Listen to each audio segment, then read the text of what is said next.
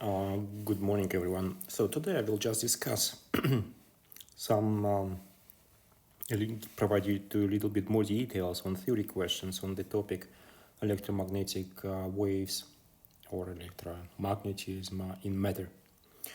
Okay, so these topics are posted on Moodle and they will help you prepare for the final exam. So the final exam will consist from two theory questions out of 14 that you have. For the first subject you had 5, for the second you had 3, so altogether it's 8, and plus this 6, altogether it gives you 14 questions. Okay, and 2 problems. So all problems will be based on your homework.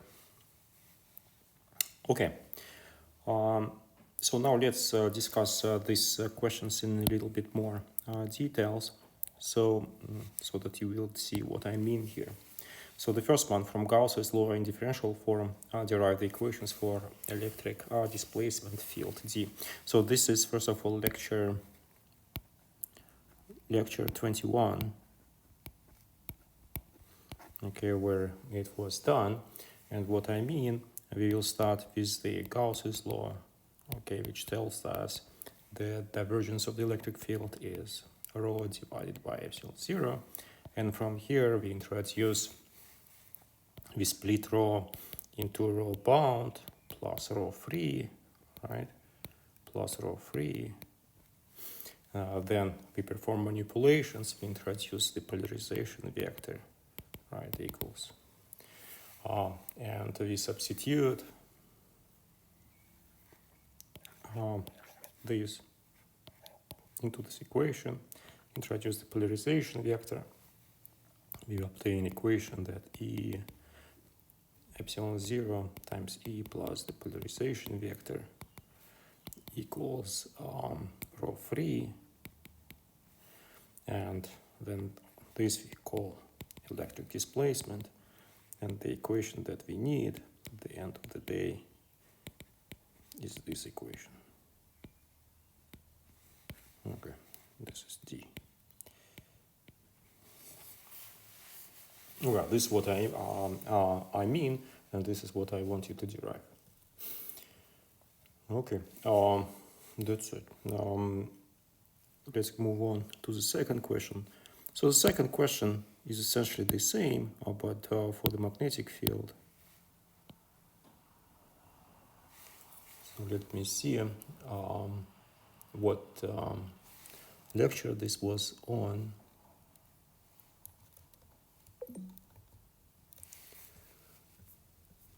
This was lecture 22-23. So the second question.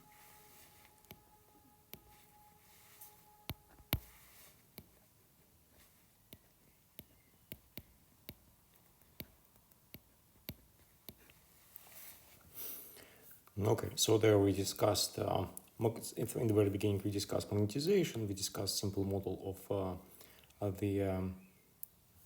a magnet.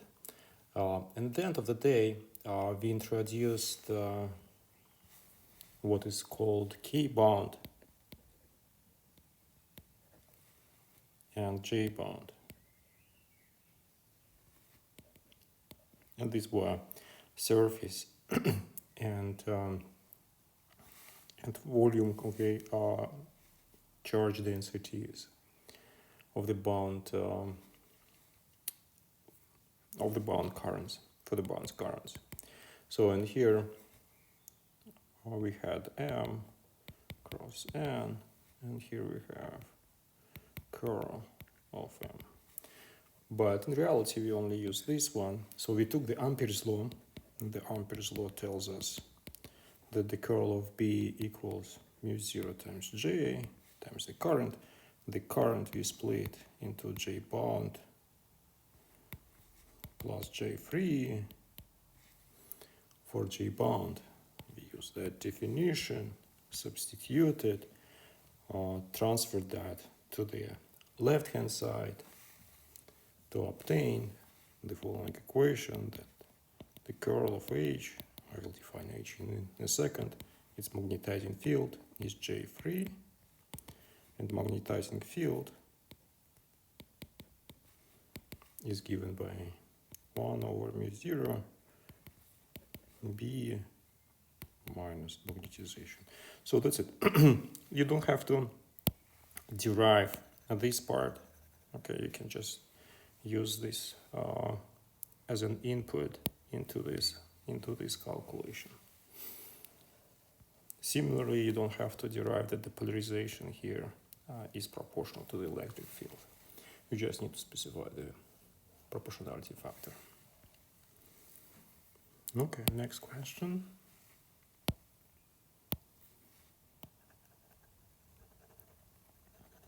So here, starting from the macroscopic Maxwell equations in differential form, derive the dispersion relation for a monochromatic plane wave in a homogeneous medium.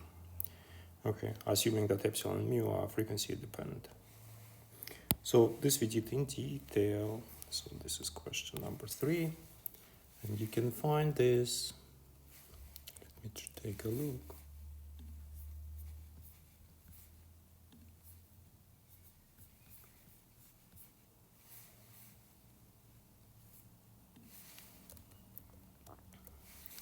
Somewhere near, so this was lecture 23-24.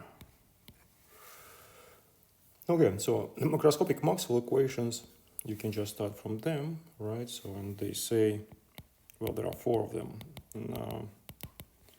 Now, these, right? So we have curl of H.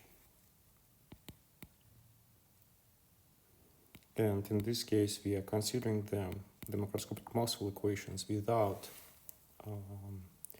external, without free charges and without free currents, because we are trying to discuss electromagnetic wave in the dielectric here. So, and we are just considering this set of equations. Okay, where D and H, well, D is E times E, epsilon times E, and B is mu times H.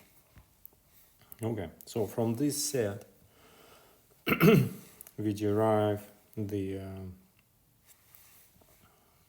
well, what we do essentially, so we'll just consider E equals E0, the monochromatic plane wave exponential of I k dot x minus omega t, right? And similarly for B, is the only difference that it will be P0, and then the rest is the same. And we use this and substitute into this equation. For example, the first equation will give us that epsilon times k dotted with E0 equals 0. The second equation will give us mu times, well, no, there is not even mu, so it will be just k dotted with B0 equals 0. Okay, this tells us that the electromagnetic wave is transverse.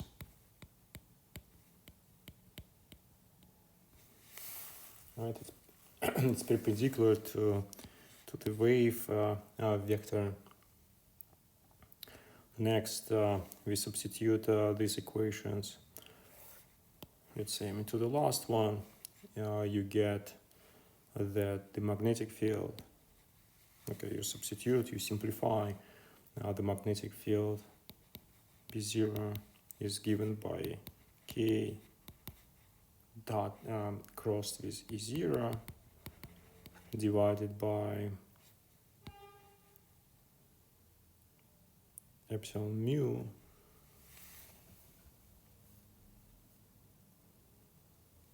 okay, so and finally, so where did I substitute this thing?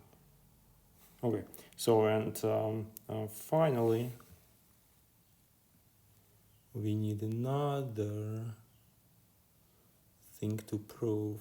We need to find the dispersion relation. Again, so you substitute both of these ansatz into these two equations, and from this, using the vector identities, you're going to derive that omega squared is given by, well, let's write v squared times k squared, where v squared is 1 over epsilon mu. So this is what essentially you need to obtain over here. All right, so let's move on to the next equation. The next, okay, so here I essentially everything I showed. The next one is to derive dispersion relation in electromagnetic waves with the frequency dependent permittivity.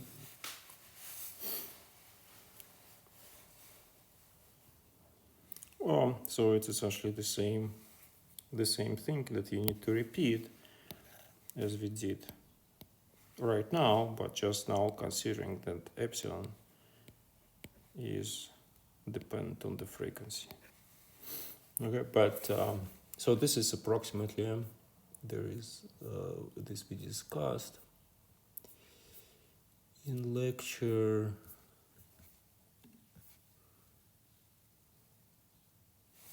26.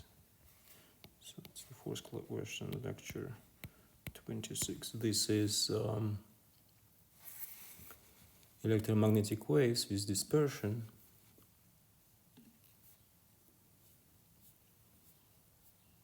Okay, we discussed the origin of this dispersion, and after this we derived the dispersion relations.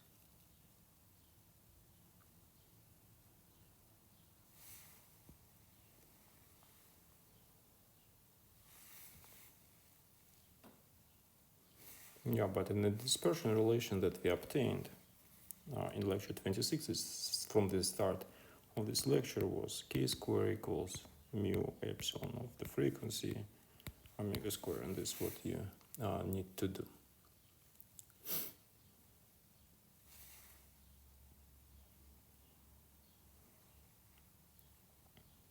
So let me jump back here for a second. When we discuss this part, so if you just substitute into this, say, last equation, so here's omega, of course, right? Omega, I wrote here epsilon times mu. No, this is just omega, the frequency of the wave.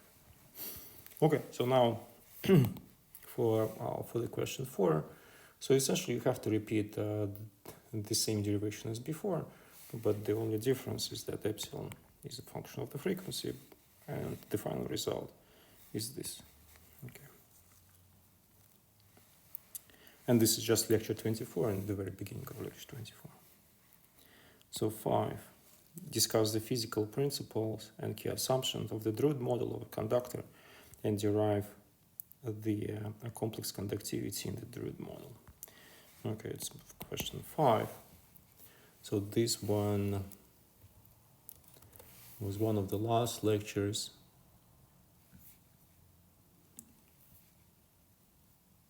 It's approximately lecture 27, 28.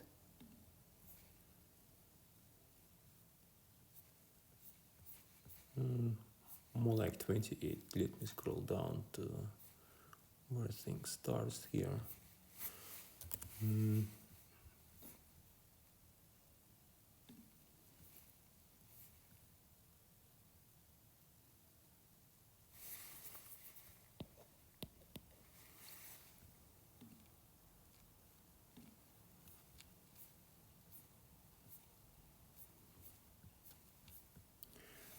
No, apologies. So this is approximately lecture 29, 30. It's more like the 30 in the notes on Moodle. Okay, so here you start with just simple Drude model. Okay, so you assume that the electrons move like billiard balls. You write the Newton's equation, and the only thing that you additionally add to it is the friction term, right? And after this, and the friction is due to the collisions, and after this, by considering and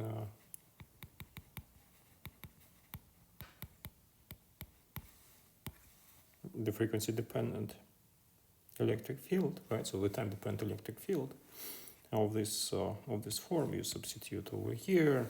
You compute.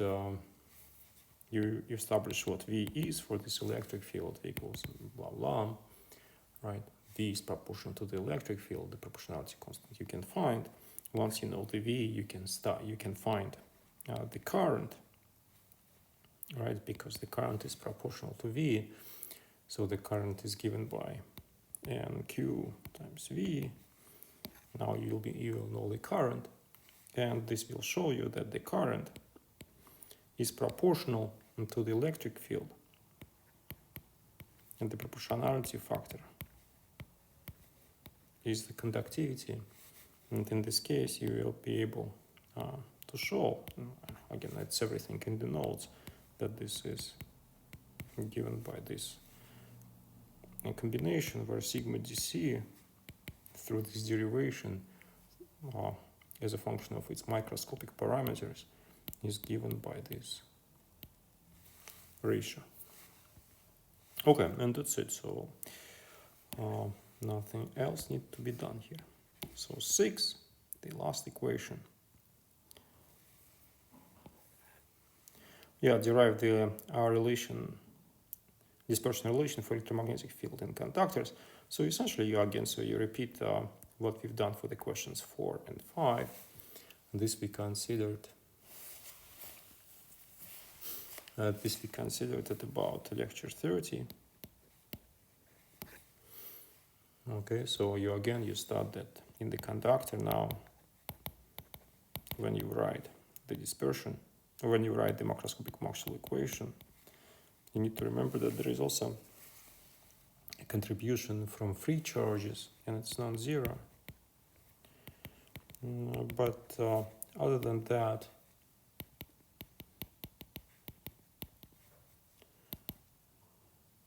so that's H. Other than that, the logic of this is the same as before, with a couple of subtle points here.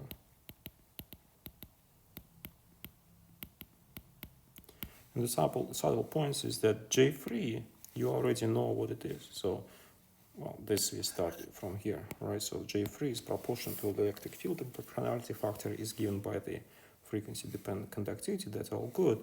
But we also need to find rho free.